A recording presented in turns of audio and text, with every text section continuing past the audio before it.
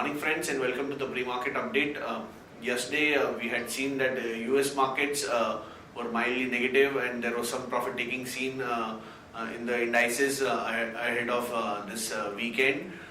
And over to the European markets. European markets were a bit negative after ECB announced its policy rate unchanged, and there were no surprises by Mario Draghi.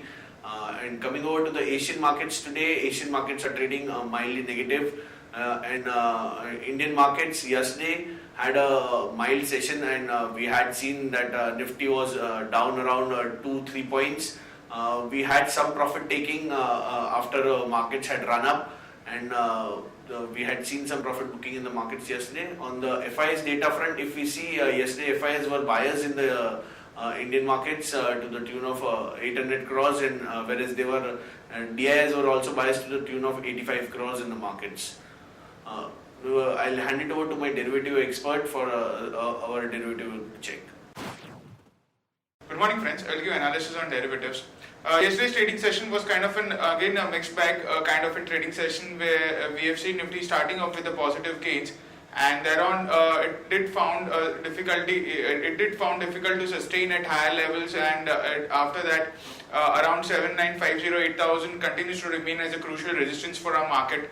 And after that we have seen some kind of a selling pressure when Nifty nosed in the negative territory, and it did oscillate in the last 1 hour of trade between negative and positive territory. However, traded in a narrow range and eventually closed yet another trading session on a flattish note with a loss of around 0.20% and settling at 7913.35. From last 2 to 3 trading session, we have been observing Nifty has been giving closing anywhere around 7910, 7930 odd levels, and has been in a confused territory where to gauge the trend for the coming trading sessions. While open interest in yesterday's trade, despite we have seen a fall, some minor fall in Nifty on a closing basis, we have only seen 0.30% addition of open interest by market participants. On the absolute term, 60,000 shares were added in open interest. Now cost of carry decreased significantly from 8.5% to 1%. That is, Nifty premium is currently trading anywhere around 1 points currently, compared to 17-18 odd points in the day before yesterday's trading session. While put call ratio in line with the market going down, we have seen some kind of an decrease in put call ratio by 2 basis points from 1.08 to 1.06 levels, and volatility index surprisingly cooled off despite market showing some kind of a negative closing. We have seen volatility index cooling off by around 3.5% and settled at 16.51 odd levels. On the options activity, not much of activity to highlight. 8,000 call option, which is the highest in terms of open interest, continues to add in open interest. It has seen an addition of around 10 odd percentage in yesterday's trade. While in put option, 7,800 put option, which is the highest put base, have seen an addition of around 12 odd percentage. All in all, in today's trading session, our main focus would be 7,900 put option activity. If we see an unwinding in 7,900 put option, then we might see some kind of we might see more downside in the market in today's trading session. However, since 7,900 put option have seen significant amount of put writing, and it is now an immediate support for our market. In yesterday's trade also, around 7,890, 7,900 Nifty took support around that level and bounced back. So in today's trading session, our main focus would be on the activity of 7,900 put option. Unwinding in it can see a further downside in the market, or and a continuous build up in 7,900 put option will generate some kind of a confidence that the bottom of 7,900 or support of 7,900 is quite strong, and we might see a more higher levels in coming trading session. There are only one securities in bank period for today's trade, Jindal Steel. On FIS terms, not much of activity in yesterday's trading session. In index futures, there were net sellers by 74 odd crores. Index options net buyers by 137 crores, while stock futures net buyers by 995 odd crores, and stock options net sellers by 46 crores only. On the market level, our 5-day wave stands at 7875 with a lower range at 7875 and a higher range at 8016. SGX Nifty is trading negative or can be said as it's trading quite flat. It's just down by 9.5 odd points and quoting just below 7,900 at 7,995, indicating some kind of a flat opening or negative opening can be expected in the morning trade. That's it from derivatives. Thank you. Now let's have a look at some of the trading ideas for the day. First trading idea we have is Tata Steel. UK government is planning to buy 25% equity stake in Tata Steel. So this is positive for Tata Steel. We have a buy idea. A long Tata Steel with a stop loss of 348 for a target of 365 and 370. The next trading idea is Gujarat Fluorochemicals. That is Director General of Anti-Dumping Duties, that is DGAD, is recommended to impose anti-dumping duty on imports of methanol chloride. This is positive for the company, and we have a long idea on that. So long Gujarat Fluoro with a stop loss of 566 for a target of 595 and 600.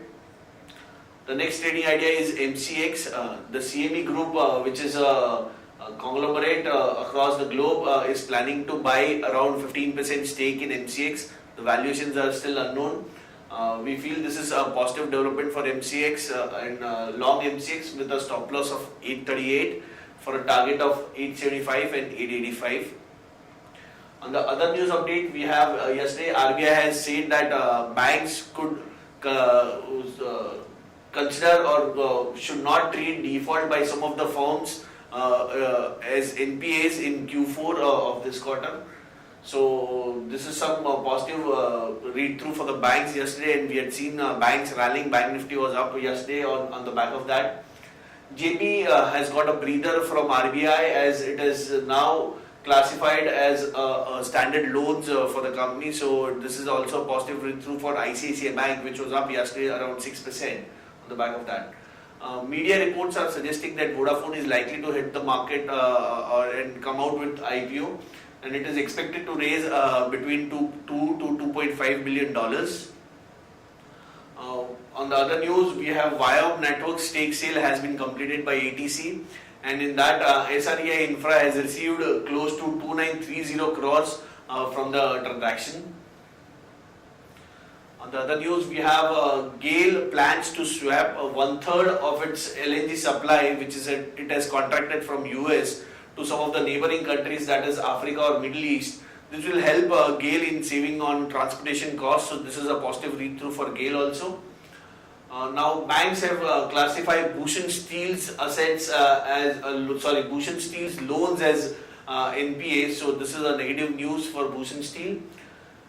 Government is planning to sell 10% of its stake in NMDC, and RBI has issued directions on merger of private banks, private sector banks and NBFCs. On Diwan Housing is planning is in talks to buy Andromeda for up to 250 crores. We have banks bureau board meet today to discuss NPAs and fund infusion. TIL, Tata Tractors India, is planning to sell its Caterpillar dealership to Good Earth Mindtech for around 350 crores. In Bharti Infratel to consider dividend and buyback, the meeting is on April 26th. On the results front, we have Reliance Industries coming out with results. It is usually after the market. PAT estimates are around 6945 crores. HDFC Bank, the PAT estimates are 3373 crores. And Kane India is likely to come out with numbers which is it is likely to post a loss of around 91.5 crores. On the watch list front, stocks with positive bias are HTIL, Amar Raja Batteries and HDFC Limited. On the negative front, we have IBUL Real Estate, we have Power Grid and we have Kotak Bank. On the stocks for investment, we have Axis Bank, Ashok Leyland, Britannia, Infosys and PI Industries. That's it friends from all of us. Thanks and have a nice trading session.